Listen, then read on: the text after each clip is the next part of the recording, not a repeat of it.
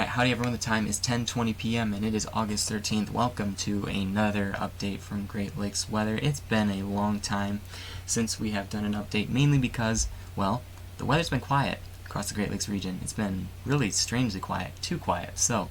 But there have been some new developments regarding some more long-range things going on, particularly what is the temperature going to be looking like once we get into the beginning of September, and then also what the potential that exists for a early fall and perhaps a hard winter. And I'm going to get into all of that and also talk about why are these lake temperatures so much cooler than normal, because there has been some pretty strangely cooler temperatures going on, much cooler than average, across western Michigan shorelines and then also even in parts of the southern Upper Peninsula as well. So we're going to look into all that as well in this video. So we'll get into all that. Before we get to that, make sure you are connected to all of the different platforms that we have. All of them are listed for you there, and if you want to see more up-to-date information about our different ways to get connected, scan that QR code in the bottom right-hand corner. We have a podcast coming soon. That announcement will come on our social media feeds, and the ways to get connected will be there as well. Make sure to keep checks on that, and it should be a good podcast. There aren't really many weather podcasts out there, so I'm looking forward to getting this going. So, alright, let's dive right in with what is happening right now. So, 10:22 p.m. It's been raining pretty much all day across parts of lower Michigan, and even parts of northwest Ohio have been seeing some rainfall as well. A lot of that rain is being pushed off to the southeast at the current moment. Places such as Columbus are now seeing rain. Dayton, parts of Cedarville maybe are seeing rain as well. And there's also some pop-up showers and thunderstorms across parts of northern Illinois, southern Wisconsin. This actually had a marginal risk area out for it earlier today. There were some ingredients in place for all severe hazards, but those ingredients really didn't pan out, and it doesn't really look like severe weather is a potential across that area any longer.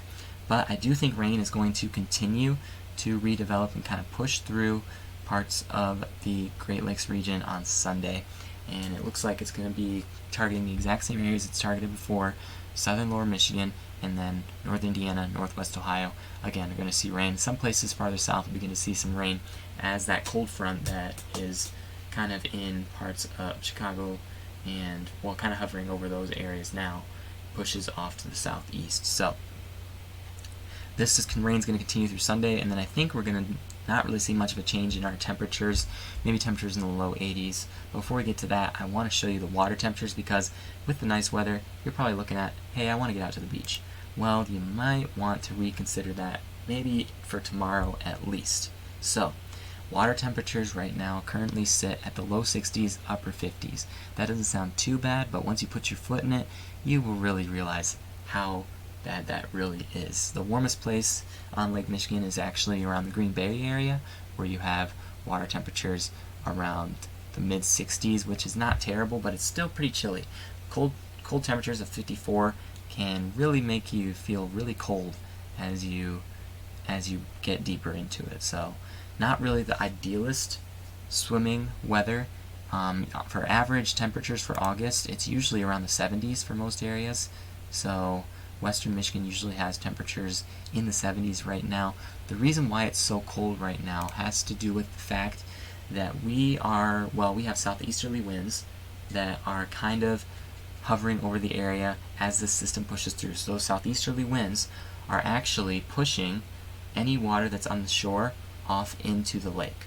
Okay, so all that warmer water that's at the top, the surface of the lake, because again, warmer water is less dense than cooler water, pushing off into deeper water, and then after that you have cooler water at the bed of the lake pushing upwards towards the lake shore. It's kind of creating a circular cycle. Okay, so when that happens, you get that cooler air or cooler water that's going to be hovering over the shoreline, and that's what cools down your temperatures. Some places up in the north saw water temperatures of 45 degrees. Very cold water, you don't want to be swimming in that. So hopefully those winds will begin to shift after this cold front moves through. Then we can see some warmer temperatures on the lakeshore that can be enjoyed by anyone really, and that's the hope. So pretty cold, but you kind of want to wait it out until water temperatures cool up. If you want warm up, not cool up. There's no way for it to cool up. But seatemperature.info, this is where I got the information from. You can take a look here. It gives real-time updates about Lake Michigan water temperature. So make sure to check that little website out there. But let's get into the climate discussion, okay? So August, September, and October. This is the update from the Climate Prediction Center, and they actually project a 40 to 50% chance for the Great Lakes region to see warmer than average temperatures. Now, it's not really reflected in the CFS model, which is something we're going to look at because it gives more of a updated long-range analysis of what's coming. So it does appear, though, the Climate Prediction Center is projecting warmer than average, and then for precipitation it's going to be below average potentially across northern Michigan, and then it looks more along the lines of an equal chance as you get into for above average or below average once you get into parts of the southern Great Lakes region. Now, these are reliable forecasts from the National Weather Service. The models don't really line up with these, so we're going to compare these to the models and get an idea of what could we see in more of a long range. I'm going to take the forecast through at least the beginning of September, and then we're also going to look at a reliable source for winter outlooks that really projects a harder winter that could be taking place. So let's get first of all to the ECMWF model. Why has the air been so cool over the past couple of days? We had 90-degree temperatures on Monday, which was no fun for anyone. Why is it cool? Well, that has to do with the air in the upper levels of the atmosphere, okay? So here in parts of the eastern U.S. you have this trough, and this trough is actually a pretty I guess you could say stubborn trough, okay? It's not really moving. It's kind of just sitting over this area. What we've seen today is we've kind of had this ridge building off to the west, and then right between that you have that rain development where the moist air is meeting the cooler air with this trough, and that is what is driving some of these showers and thunderstorms that we have seen today. Now, as we progress this, you can see that this stubborn air mass to the east, the trough, is not really going to move too much. In fact, it's actually going to get further into our region by Sunday morning. So this is tomorrow morning. It's going to actually filter more into our area, and it may actually get a little bit stronger, especially in parts of even the Appalachian Mountains in eastern Ohio. Could see some cooler temperatures from this, and it's really just going to sit over our area for much of the week. If you live in the Upper Peninsula, you might see some more rainfall because you're right in that area where low pressure systems can move through, but it really looks more along the lines that low pressure systems will be moving to our south, probably connected with the jet streams movement as well. But you can really see this trough kind of just sits over the eastern continental United States over the next several days, and it's really going to bring pleasant weather to our area, maybe temperatures around 80 degrees for much of the Great Lakes region. Farther south you might see mid-80s, but low 80s pretty much all next week, which is going to be quite pleasant. And then you kind of see kind of a pattern shift as we go towards the end of August, which is something we'll pay attention to because we may welcome some more rainy weather and some more storms once that comes in. So going to be some pleasant weather over the next several days. You're really going to enjoy it, so that's something to look forward to based on the Euro model that is shown. Now let's get into the long range. I want to show you kind of what's going on with the long range model. So we have this dominating high pressure system that is connected with air from the north that is bringing those cooler temperatures to our area. Remember, in high pressure systems you have cooler air sinking. And warming. So that's what's kind of happening over our area. And when cooler air sinks and warms, the cooler air coming down doesn't really have much moisture and is not really going to produce any precipitation. As it warms, it'll gather some moisture from the ground and rise with that moisture, and that keeps things rather pleasant as you are in that high pressure system, because the warmer air will then rise as it approaches more of a low pressure system. That low pressure system is what will cause precipitation.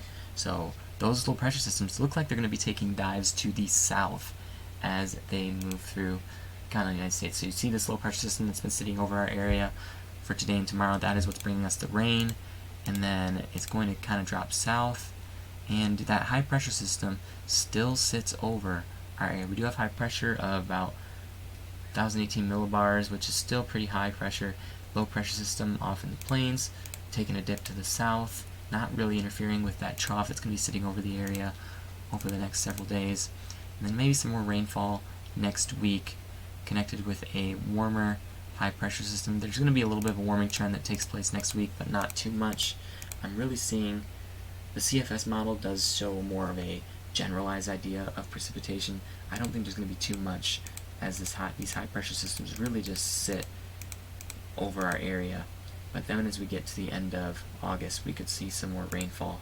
But it really doesn't look like any severe weather is on the table just yet, and I can't really get a forecast for that. But not really too much in terms of rainfall. It looks like a tropical system might make its way into the New England states for the beginning of September, but then we're getting to far long range, and look at that.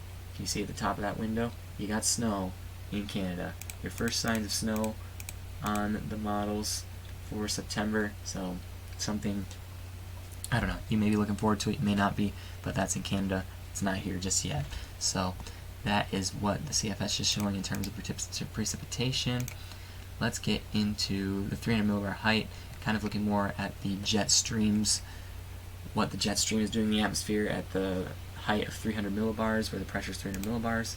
And kind of see what's happening here is you can see the winds are kind of shifting from the coming from the northwest and dropping south. That is giving us cooler air already, and we also have that trough that's sitting and giving us cooler air from Canada as well, all through next week. And we kind of have that ridge building in that's kind of bringing that precipitation to our area right here, and that is something that is, well, you've been seeing the results of that today, and you'll see it tomorrow. But that jet's really just going to sit here, kind of just give us some southerly or some northerly winds that'll just keep our temperatures cool across most of the Great Lakes region. Parts of southern Indiana, southern Ohio may see some warmer temperatures, but it does look like most of the areas are going to be more cooler than normal. And then you might see, it does look like the jet still continues to be dropping southward across the Great Lakes region, but you start to see a little bit of a pattern change as we go on into September, and it gets cooler again. You can kind of see that jet stream will dip again, but then it'll kind of moderate once again. Looks like we got a little bit of a low pressure system right here. Doesn't look like it's going to be too strong, but I wouldn't be surprised if it brought precipitation, especially with those kind of partially southeasterly winds. Showers and thunderstorms could be possible. Another trough comes, it dips in, gives us cooler air. I do think these cooler air troughs are going to bring us some early fall-like weather, especially as we get into the beginning of September. And I'm going to show you what the models are projecting with temperatures as well. I do want to pay attention to this because northwesterly winds combined with this jet and this incoming trough could symbolize some storminess coming across at this current time frame. I'm going to want to pay attention to that as we get closer to the early September. But that's early September, that is not exactly right now. So long-range models kind of showing a more early fall-like pattern kind of coming into place. Alright, height anomalies kind of follow that consistent setup for the long range. Here's that dominating trough that we're going to see throughout the week next week, and then it kind of deteriorates, but it really strengthens once again on Friday, August 26th. That's 2 weeks from now, according to the CFS model. And you just see a series of troughs kind of just sitting over the Great Lakes region, a very deep trough, especially as you reach September 5th, going to bring our temperatures much cooler. I wouldn't be surprised to see some low temperatures in the 40s as that moves through as we get into September. Now, as we get into the long range, you can see a building of another ridge. We're going to want to pay attention to how these models change, but it does show signs of early fall-like weather. So, let's look into the temperatures. So, overnight tonight, we get into the morning on Sunday, and you have temperatures in the 60s. Again, we're kind of in a balance between a humid and less humid air mass right now, and that's what brings us the rainfall. The rainfall is going to keep our temperatures cool. The temperature is 57 outside currently at my place, so it's still pretty cool. You're going to have that ridge building in across the plains, temperatures in the 90s. Not really surprising with that ridge back there, but that trough is going to keep us cool. You can kind of see temperatures aren't really going to rise above 70 across much of the Great Lakes region, so pretty cool temperatures. And then at night it gets back down to the 50s. Not really much change, but it does look like as we get into Thursday, still consistently showing temperatures of 60s and 70s, not very hot temperatures. And then it starts to build back in to mid-70s on Saturday across southern Indiana, and you're just going to really like this weather. It's going to be pretty pleasant this week after the rainfall moves through. It's going to be nice and sunny, but it does look like it's not really going to change too much, with temperatures in the 70s, getting close to 80s across the south. The CFS model showing some cooler temperatures now again, compared to some models I've been looking at. Though some models are projecting a little bit warmer than normal, or a little bit warmer than that. The average temperature around this time is around maybe 80, so it's a little bit below average, but not significantly. It is pleasant air, though. We will see a little bit of some warming up near the end of August, though, particularly across our southern portions. But I do think that that trough that's really going to build in near the end of August and the beginning of September is going to cool down our temperatures. Look how cool it could get near the end of August, and by morning you're at 49 degrees. Not motorcycle driving weather, not moped driving weather. Very unfortunate if you were to drive one of those things in that type of air. But temperatures in the 60s, very cold, showing on as that trough kind of moves in to the area. And then high temperatures, even as low as 50s, according to the CFS model. Now again, this is just one model. We're going to have to wait till we get to the more closer range models, because we're getting into long range at this point. Long ranges can easily change, but consistently showing cooler values over multiple days does indicate that there will be some more fall-like temperatures as we get into parts of early September. And look here, eastern Minnesota, western Wisconsin, very early indications of freezing temperatures across those areas. So it's looking quite cold for the beginning of September. I think we'll have to pay attention to later on in September, because Climate Rotation Center is projecting above average temperatures for the Great Lakes region. We're just going to have to pay attention to how these models evolve over the next several days. Now, long-range forecast according to Farmer's Almanac. So I'm using the Farmer's Almanac forecast, but they do project honestly, a pretty historic winter, and they've been probably some of the most well-known forecasters for winter. So let's look at this real quick. Farmer's Almanac since 1818. So this is their forecast for what is coming. Let's look at this in a zoomed in fashion here. So Great Lakes region, unreasonably cold and snowy. Now, if you're a winter lover, that's something you want to hear, but for most people around here, that is something that they're just like, well, this is going to be just a great time. But especially if you're along the lake shores, because that lake effect snow will really come your way. Unreasonably cold and snowy. The Farmer's Almanac also said that wind chills could get significantly cold. I'm sure some of you remember 5-ish years ago, I believe, when we had those wind chills in Cedarville, Ohio, southern Ohio, that were -35 and actually shut down the college that was there. That was cold. And it got even colder when you got up into parts of northern Ohio, northern Indiana, and Michigan. They're projecting similar to that this year. We could see another event like that. So that is what Farmer's Almanac is projecting, and really the long-range models are showing early indications of cooler than average weather already. So I would not be surprised to see this play out. We had a very hot past few months this summer. We had many days in the 90s, multiple days in the 90s, and very humid times, fun times across the Great Lakes region with the heat, and I wouldn't be surprised if we saw a cooler than average season for the winter season. So they've been pretty accurate on their forecasts. I would say their accuracy is around 60 to 70%. So you're going to want to keep an eye on their forecast. You can look at this on farmersalmanac.com. They have forecasts every single season, something worth paying attention to.